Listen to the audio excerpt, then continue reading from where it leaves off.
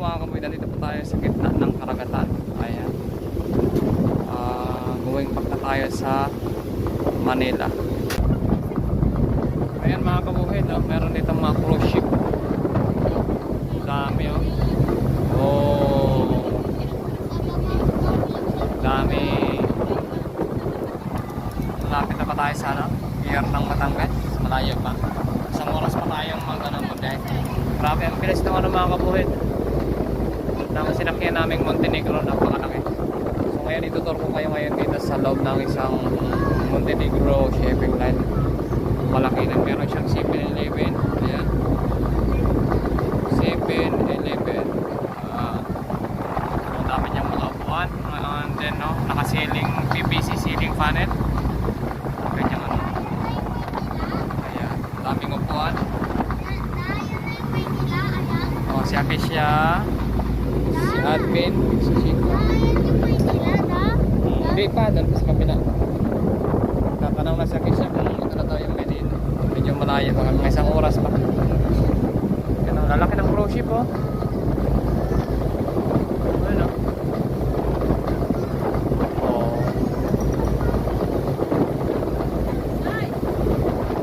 Ayan.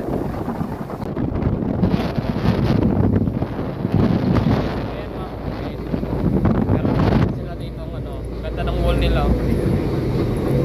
Dito tayo sa bandang likuran. Tutor ko kayo ngayon dito sa Montenegro shipping line. Isa sa pinakamalaking barko dito no, sa Oriental Mindoro na buwabiyahe from Calapan Pier to Batangas Pier. Lalaki ng mga truck oh. Punong-puno yan mga kapoy, lalaki ng truck. Ngayon ang kutyo, malaki. Daming truck. Meron sila ditong basurahan. Tayo sa baba. Ito yung pinaka niya, first floor. Ito yung pinakababa mga kabuhin.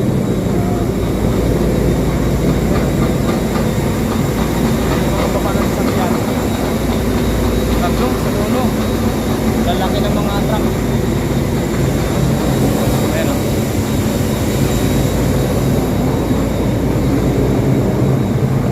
Okay.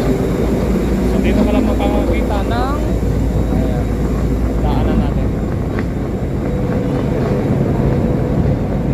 Sa gitna ng karagatan na mayroong 7-Eleven. Ayan mga kabayan. Meron siyang 7-Eleven dito sa gitna ng laot. Ayan o. Meron siyang 7-Eleven. CCTV, life jacket. Ayan, nasa ilalim.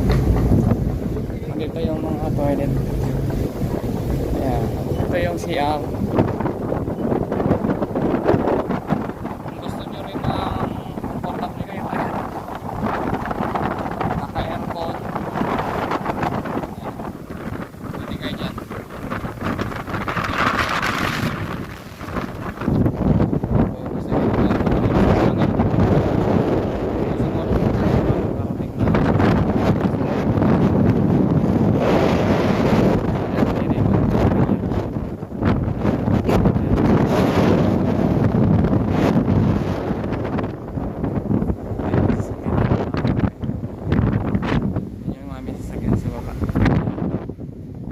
Dito yung mga lalangin.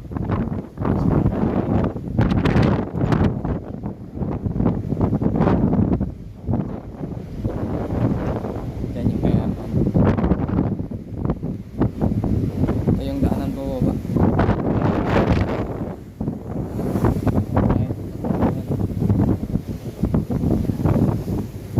Mabilis din. Sobrang lang ito mga kabuhin.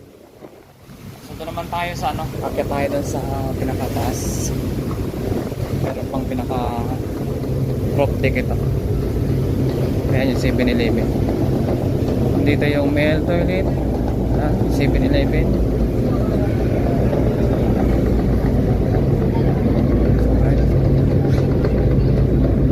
Tulog na yung mga pasahero. Ganda ng wall niya oh. Naka ano, wall panel. Nakita tayo dito sa ano, naka-roof deck niya.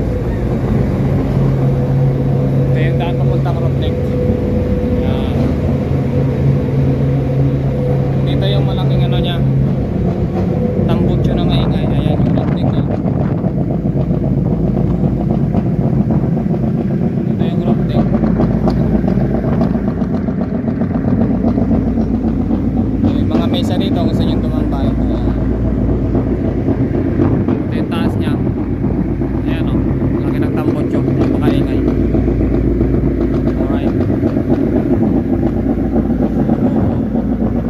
Napakalaking ano, parang dito mga kabuhay. Biruin nyo, may 7-Eleven sa loob ng barko. Ayan o. Napakabilis din yun. Tinanong ko yung crew kanina, mga 2 hours lang nasa Batangas Pier na tayo.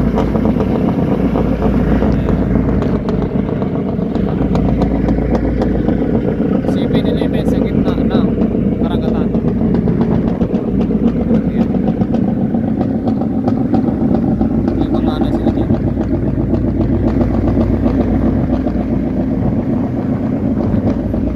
May mga nagduya.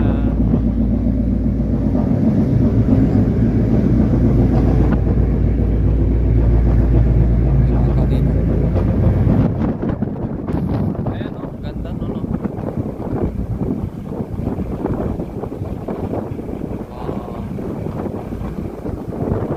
Yun yung Batangas City, mga kabuhit.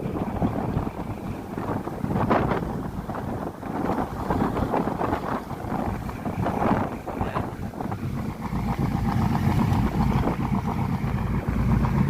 Kita nyo naman po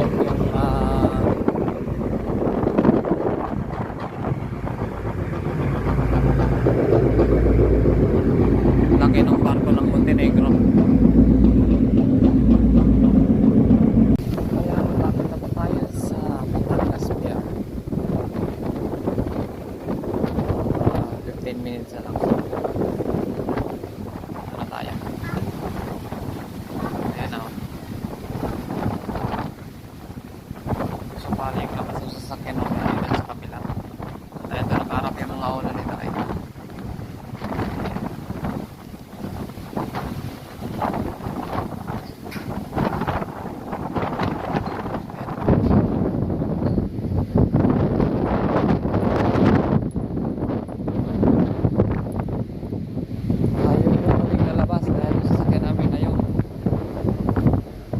Babang baba. So go.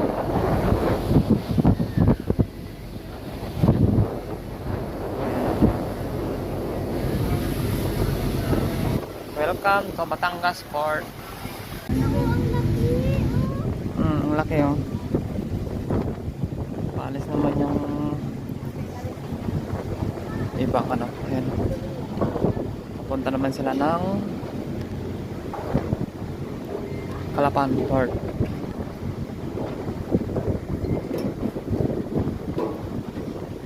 Welcome to Batangas Port. Tayo po ay sasakay na sa ating sasakyan.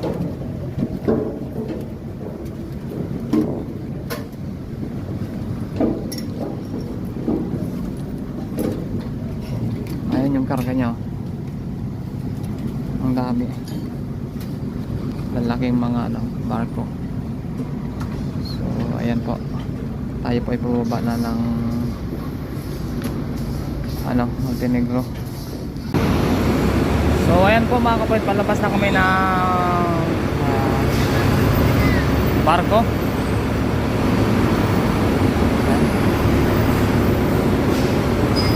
Mga truck naubos na. Labas na tayo.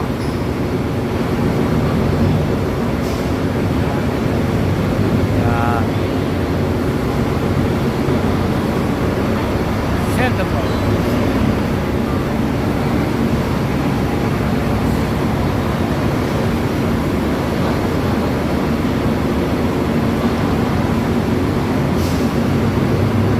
Maraming salamat Montenegro Shipping Line. Ayan. May mga kargang ano, may mga kargang vegetable, saging. Pumuntot yung pan. Yan, si Kuya.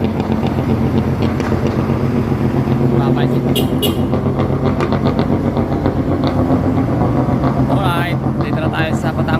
port.